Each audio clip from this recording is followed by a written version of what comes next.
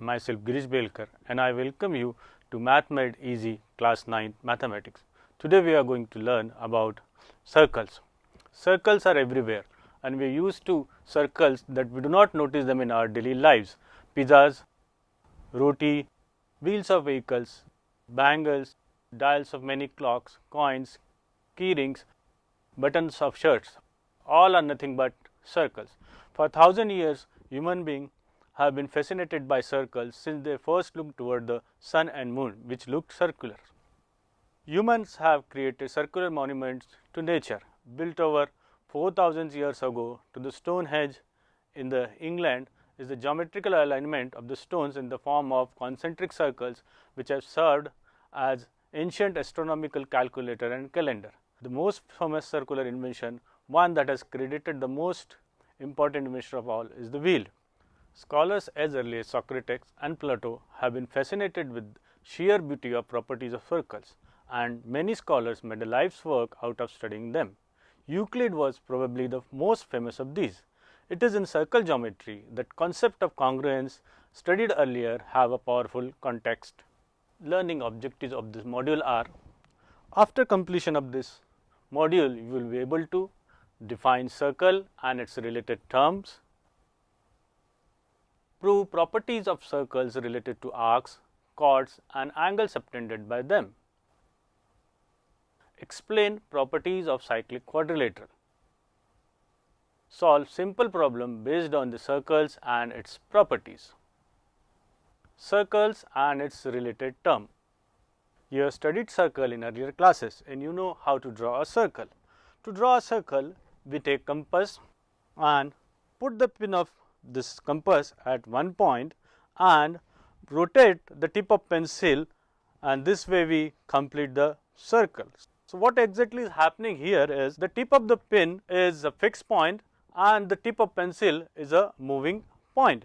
So, when you move this tip of pencil, what happens? The distance between tip of pin and the tip of pencil remains constant, and this is what is the definition of circle. A collection of all points in a plane which are at a fixed distance from a fixed point in the plane, and this is called a circle. The fixed point is called the center of the circle and the fixed distance is called radius of the circle. A circle divides the plane on which it lies into three parts: the interior of the circle, which is inside, the circle, the boundary of the circle, which is circle itself, and the exterior of the circle. If you take 2 points A and B on the circle and join them, you get a chord AB. You can see in the figure AB is a chord of the circle. The chord which passes through the center of the circle is called diameter. In the figure, CD is a chord which is passing through the center of the circle, therefore it is a diameter. Now we know that from a point, given point, we can draw infinitely many lines, and since O is a point center of the circle, we can draw infinitely many chords passing through O, and therefore you have infinitely many diameters of a circle. A piece of circle between 2 points is called an arc. In the figure, you can see that the 2 points AB divide the circle into 2 parts. The smaller part is called minor arc and the bigger part is called major arc. The region between a chord and either of its arc is called a segment of the circle.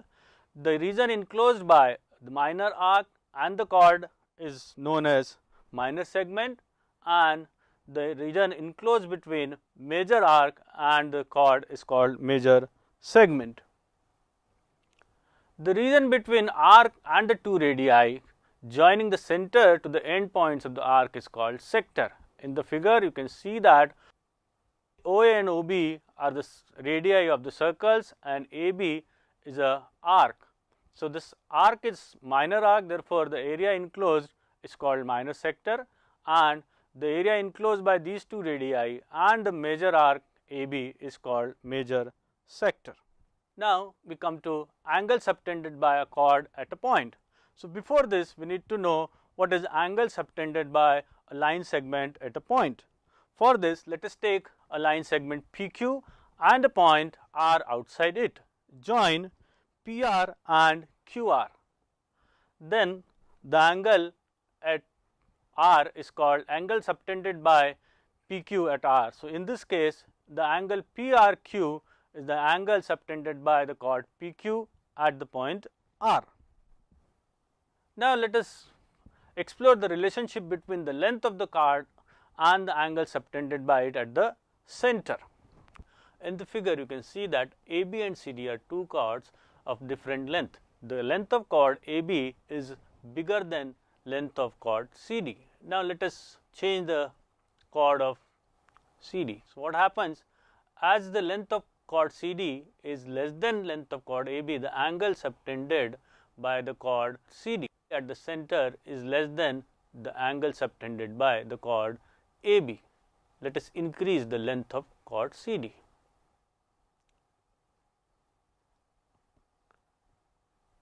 So, now you see that the length of chord CD is bigger than the length of chord AB, and therefore, the angle subtended by the chord at the center is bigger than AB. So, no matter wherever I take this chord AB, the length is always less than CD, and therefore, the angle which is subtended by AB is 142 degree, whereas the angle subtended by chord CD is 143, and the length you can see is 6.9 and 7.02. So, we see that the bigger chord subtends bigger angle at the center and the smaller chord subtends smaller angle at the center. But what happens if the both chords are equal length? That is, what is the relation between angle subtended by equal chord at the center? Let us explore that. So, in the figure, chord AB and chord CD are of the same length, and right now you can see that both subtend equal angle at the center, that is 86 degree. Let us move this point. So, even if I change the position of chord CD, the angle is not changing. See, still the length of chord CD is equal to length of chord AB. Let us increase the size of the circle.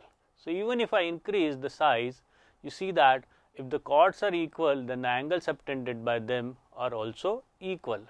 We can increase the length of AB, and simultaneously the length of CD is also increasing, and in each case both the chords are of same length, and therefore, angle subtended by them at the center are equal. So, we can conclude that equal chord subtends equal angle at the center. This statement we have just verified, but verification does not substitute the proof. So, we need to prove this theorem as well. So, let us proceed to prove this theorem. So, let us take a circle with two chords AB and CD that are equal. Join AO and OB, OC and OD. So, we have two triangles AOB and COD.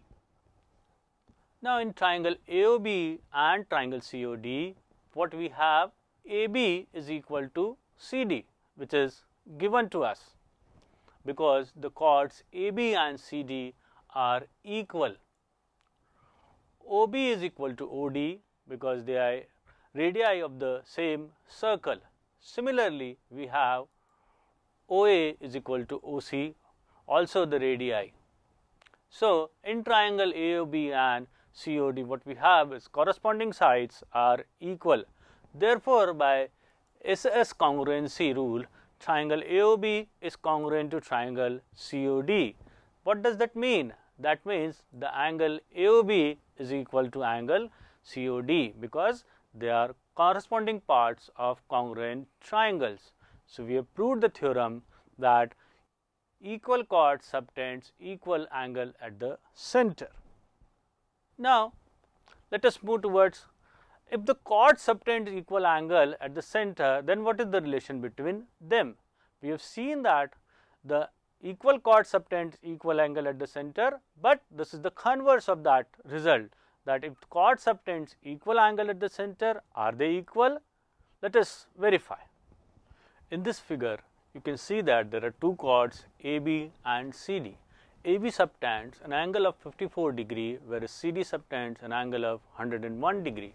With the help of the slider, we will change the angle subtended by the chord CD at the center, and let us see what happens to the length of the chord CD as it reaches the angle 54. So, you see that as soon as the angle becomes 54 degree, the length of chord CD becomes equal to the length of chord AB. Let us try another. So, we will generate angle AOB. Let us change the angle AOB. So, now angle AOB has become 82 degree. Now, change angle COD and see what happens. Again we see that as soon as angle AOB becomes equal to angle COD, then the length of chord AB is equal to length of chord CD. Let us try one another time. Now, the angle AOB is 45 degree. We will make angle COD also 45 degree by the slider. So, now angle COD is 45 degree, and you can see that chord CD is equal to chord AB. So, we can conclude if the angles subtended by two chords at the center are equal, then the length of the chords are also equal. But again we need to prove this statement. So, let us proceed towards the proof. Again we draw a circle with two chords AB and CD which subtends equal angle at the center. That means, this time the angle AOB and angle COD are equal. So, again in triangle AOB and COD, angle AOB is equal to angle COD because this is given to us. OB is equal to OD, radii of the circle, and OA is equal to OC, also radii of the circle. So, now you see that in triangle AOB and triangle COD, two sides OB and OA are equal to OD and OC respectively, and an angle included between these two sides is also equal. So, therefore, by SAS congruency rule, triangle AOB is congruent to triangle COD. So, therefore, we have AB is equal to CD by CP CT, that is congruent parts of congruent triangle. Now, we move to an interesting fact. Have you ever wondered that the area of right angle triangle can be associated with area of circle? I am sure you haven't. So, let us see what is the relation between these two geometrical objects. Archimedes, which lives in the year 287 to 212 BC, proposed that the area of a circle was equal to the area of a right triangle whose legs have length equal to the radius r and the circumference c of a circle. Thus, A, which is area of the right triangle, is equal to half r into c. He used indirect proof and the areas of inscribed and circumscribed polygons to prove his conjecture, and to prove that the value of pi actually lies between 3 integer 10 by 17 and 3 integer 1 by 7.